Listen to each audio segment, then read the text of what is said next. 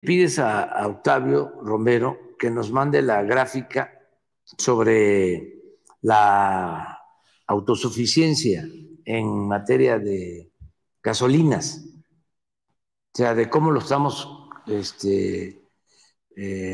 atendiendo, cómo se está avanzando y qué tenemos pensado para el año próximo, cuando entre completamente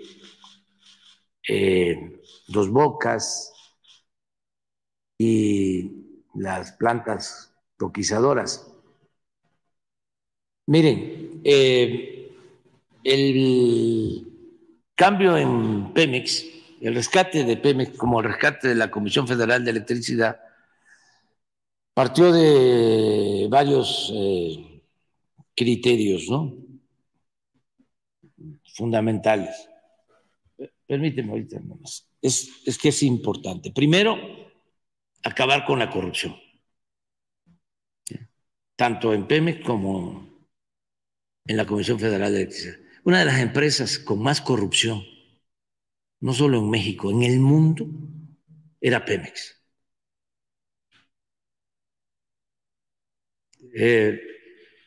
Y de tiempo atrás, lo que pasa es que se agravó todo a partir del periodo neoliberal, porque neoliberalismo es sinónimo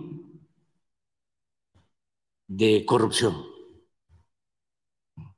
privatización es sinónimo de corrupción. Eso también. Ellos le llaman negocios, business, pero realmente era abusos, saqueos, contratos leoninos, incumplimiento de compromisos, estafas, beneficios a las empresas extranjeras. Bueno, primero fue acabar con la corrupción. Dos, imagínense que durante 20, 30 años, durante todo el periodo neoliberal, las inversiones en Pemex, la mitad de las inversiones de Pemex, las orientaban al norte del país, donde no hay petróleo o donde es poca la producción de petróleo o las reservas petroleras. ¿Por qué Achicontepec? ¿Por qué inversión a aguas profundas? ¿Por qué a la cuenca de Burgos? No les interesaba sacar más petróleo, extraer más gas.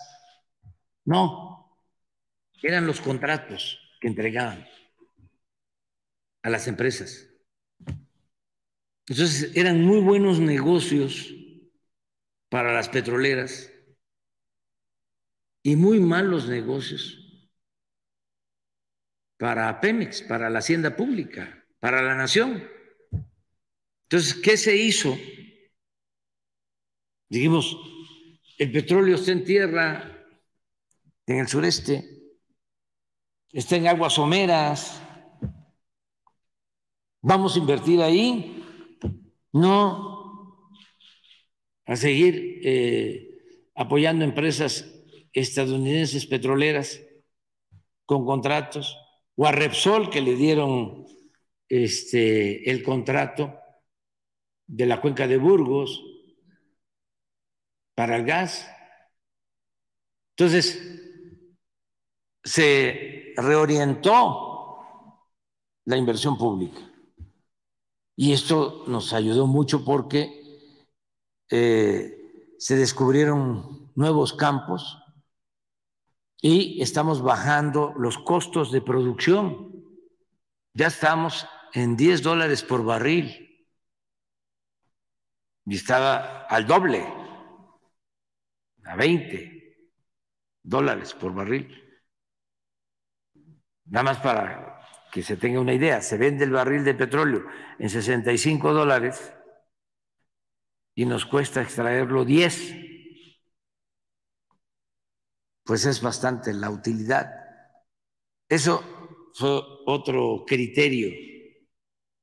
Ya de nuevo, Tabasco es el primer productor de petróleo.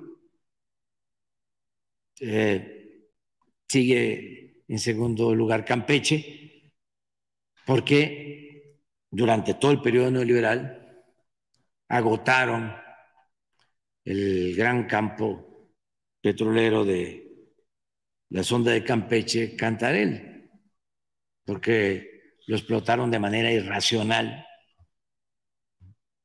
no cuidaron la producción, sino era achicarlo, sacarle todo. Entonces intervenían los pozos para extraer petróleo. Nosotros tenemos un límite, no vamos a pasar de 2 millones de barriles diarios. Y cuando estaban sobreexplotando Cantarell, que le sacaban hasta más de 2 millones de barriles solo a ese campo, en ese tiempo con Fox, 2004, la producción petrolera era de 3.400.000 barriles. Y claro, como le quitaron el gas natural a los pozos y la presión natural y empezaron a intervenirlos, pues ya empezaron a declinar. 15 años consecutivos de caída. Así nos dejaron la producción petrolera. Y ahora nos las dejaron en 1.700.000 barriles, de 3.400.000 en 15 años, periodo neoliberal.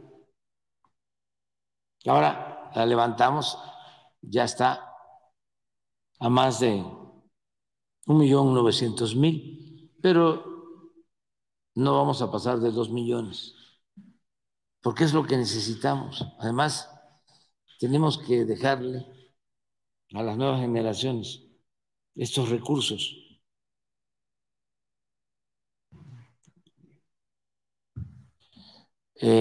Y no se trata, ¿no?, de extraer y extraer. Se podían sacar hasta 3 millones, más si se continuaba con los acuerdos de utilidad compartida con empresas. No, eso resultó un fracaso completo. Bueno, entonces, ¿qué es lo que ahora se está haciendo? Aparte de limpiar Pemex y de que ya rescatamos la producción en Pemex sin endeudar a Pemex, que eso también es importante. Ahora que ya se rescató a Pemex, lo que queremos es que la producción de petróleo no se venda, que no sigamos vendiendo petróleo crudo al extranjero, que procesemos toda nuestra materia prima para que no tengamos que comprar las gasolinas en el extranjero, porque eso nos significa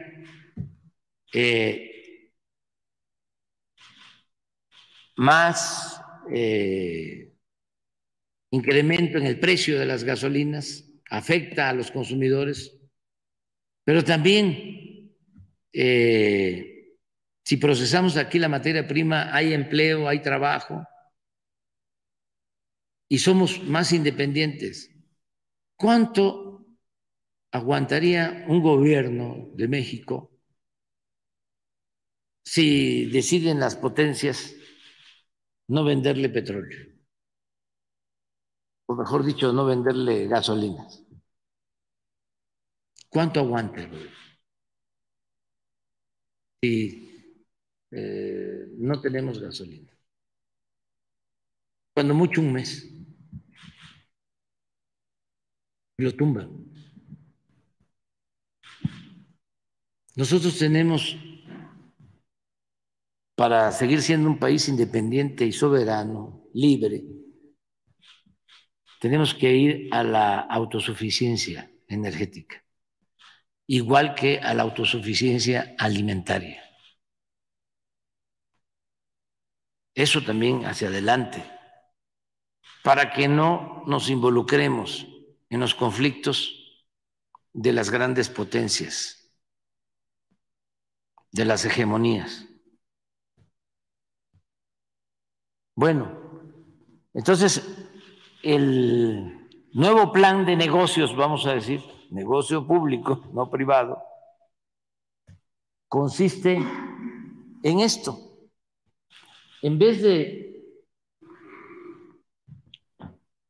vender el petróleo crudo y comprar gasolinas, en el 18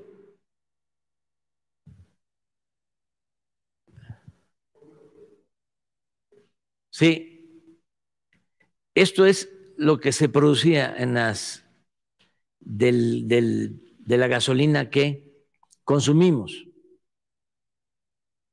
Así encontramos las refinerías, las 6 refinerías. Y esto es lo que importábamos de gasolinas, 900,000 barriles diarios de gasolina. Aquí empezamos, hemos invertido como 80,000 millones de pesos para modernizar las 6 refinerías. Desde el primer año empezamos a cambiar equipos y a darle mantenimiento a las refinerías.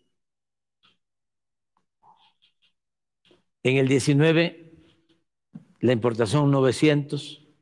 Aquí bajó, pero básicamente tiene que ver también con la pandemia.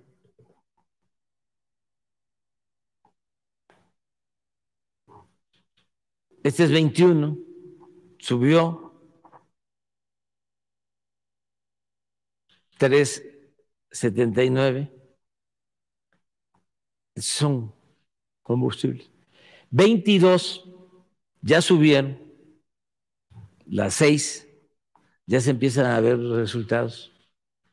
Y aquí está Deer Park, el amarillo, que esta fue la compra que hicimos. Entonces ya se reduce la importación en el 22 a 598. Este año estamos pensando, aquí aumenta, esta es la producción de las 6 refinerías, estos 128 ya es Dos Bocas para este año, es lo que tenemos estimado para finales de año. Y este es Deer Park. Bajaríamos a 232 las importaciones.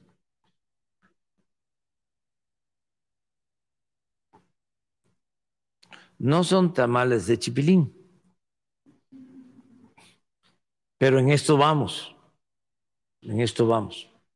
Y ya en el 24 queremos llevar las refinerías a 707, porque con todo lo que hemos invertido, las pasamos de 38% de su capacidad a 65%. Pero seguimos invirtiendo y van a seguir produciendo las 6 refinerías. Ya son 128, 244, nos quedarían 232. El año que viene, estos son los planes, estamos pensando 707 de las 6. Aquí ya entraría una coquizadora de Tula. Esta es una planta como una refinería.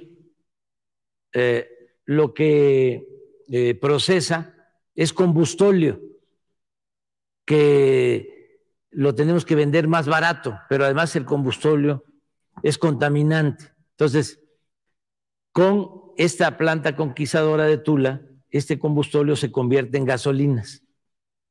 Tenemos más valor al petrolífero y menos contaminación. Esta planta coquizadora de Tula la encontramos abandonada cuando llegamos, con una inversión de alrededor de 2.500 millones de dólares. Y teníamos que decidir entre dejarla, que se convirtiera en chatarra, dejar todos los equipos. Algunos se deben de acordar de que cuando trasladaron estos equipos, iban quitando puentes y eran unos tanques enormes por la carretera desde Tuxpan a Tula. Pues todo esto se quedó ahí arrumbado y decidimos invertir 2.000 millones de dólares más para terminar esta conquistadora, que va a estar este año ya y nos va a dar 67,000 barriles. Digo, en el 24. Ya iniciamos otra conquistadora en Salina Cruz, también con una inversión de alrededor pues de 80,000 millones de pesos. Esta nos va a dar al inicio 18,000 barriles. Ya vamos a tener la Olmeca con toda su capacidad, 306,000 barriles. Y Deer Park con 262. Solo 34,000 barriles de déficit. Este es el plan que tenemos para lograr la autosuficiencia. Estamos pensando que estos 34,000 los podemos sacar de aquí, porque aquí tenemos capacidad para procesar hasta 1,200,000 barriles. Las instalaciones, lo que pasa que estaban completamente abandonadas y hay que invertir, seguir invirtiendo para modernizar las plantas. Si logramos esto es lo que consumimos en México. Entonces, en vez de vivir o de tener ingresos por la venta de petróleo crudo, los ingresos los vamos a tener en el mercado interno, por la venta de gasolinas, de combustible. Es una reconversión. Bueno, vamos a tu pregunta. Sí. Es que es interesante. Todo esto tiene que ver con la industria de la construcción. La industria de la construcción tiene la ventaja de que se hacen estas obras, como también se hacen caminos, se hacen hospitales, se hacen escuelas, trenes, la infraestructura que requiere el país, y se generan muchos empleos. En la construcción de Dos Bocas se mantuvieron alrededor de 35,000 empleos. 35,000 empleos. Claro que donde se está construyendo, o se construyó, porque ya se terminó la obra civil, en Paraíso, pues fue una invasión, llegó muchísima gente, o llegaba a trabajar mucha gente, porque muchos en camiones llegaban y se iban a a dormir a sus pueblos. Pero llegaron trabajadores de Hidalgo, del Estado de México, de Veracruz, de Chiapas, ¿no? Los 35,000. Podemos decir que la mitad eran de Tabasco y el resto de otros estados. Además, ahí habían cientos de soldadores y de obreros calificados, muchos técnicos y todo. Ahora es distinto. ¿Quiénes se van a quedar? Se van a quedar los que van a operar la refinería. Ya no son 35,000, van a ser alrededor de 2,500, 3,000, pero son los que van a operar la refinería. Y tienes razón, de todas maneras se requieren viviendas, se requieren servicios, se requieren espacios públicos y ya están contemplados, ya se están empezando a construir fraccionamientos y se están ampliando los servicios. Ya hay obras en Paraíso que se han realizado.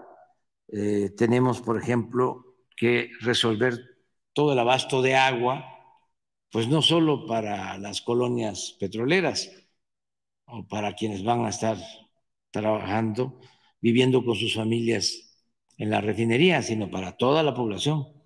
Entonces ya estamos en eso. Ahora, ¿qué pasa con los 35,000 trabajadores? ¿A dónde se van? Bueno, muchos al Tren Maya. Hablaba yo de la conquistadora de Salina Cruz. Ya debe de tener la conquistadora de Salina Cruz como 5,000 trabajadores.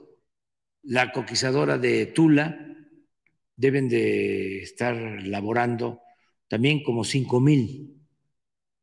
En el Tren Maya como 80, 100,000 empleos.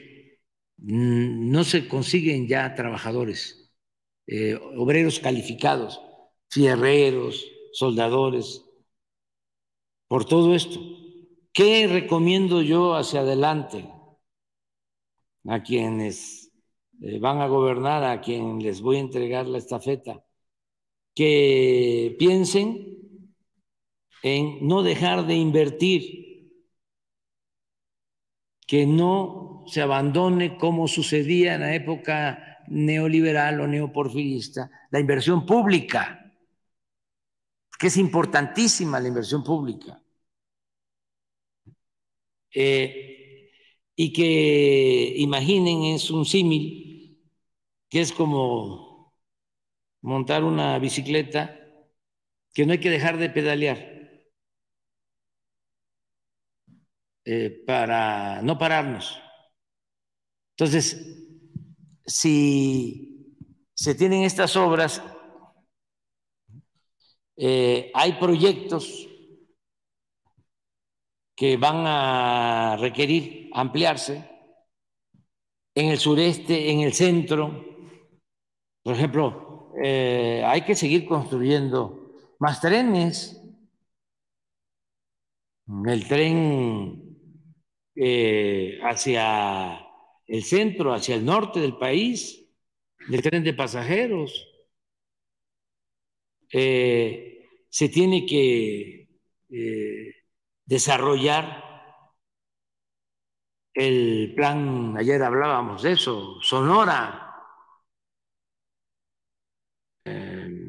con la industria eléctrica, con energías renovables, más plantas solares, hablábamos de litio, todo lo que implica la elaboración de las baterías, el tener la comunicación con las plantas de Arizona, de chips, el utilizar el cobre, la infraestructura de Sonora, y así en el Bajío y en el centro hay muchísimas oportunidades, hay muchos proyectos para que siga habiendo empleo. Lo sostuve el sábado y es un orgullo. México es de los países del mundo con menos desempleo. Es de los 3 países del mundo con menos desempleo formal. Esto es algo extraordinario. Esto ayuda mucho a que aumenten los salarios, porque hay quienes, lo dije aquí y luego vi en las redes que me tacharon de mentiroso, pero sí hay fierreros que están ganando 15,000 pesos a la semana. Bien merecido, pero eso no sucedía antes.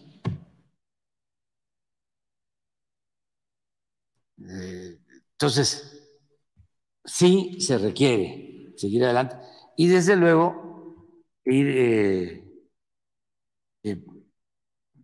pues, construyendo los servicios públicos que son indispensables. Canchas deportivas, centros culturales y pues Sí, sí, y hacer la revisión de ese. sí, sí. Y lo del casino, ver, ya Sí, está tomando nota seguramente la secretaria de Gobernación. sí, hay gente como Fernando Tiscareño y otros Benavides que se ocupan de estar viendo cómo Sí. litigar y cómo hacer nuevos casinos.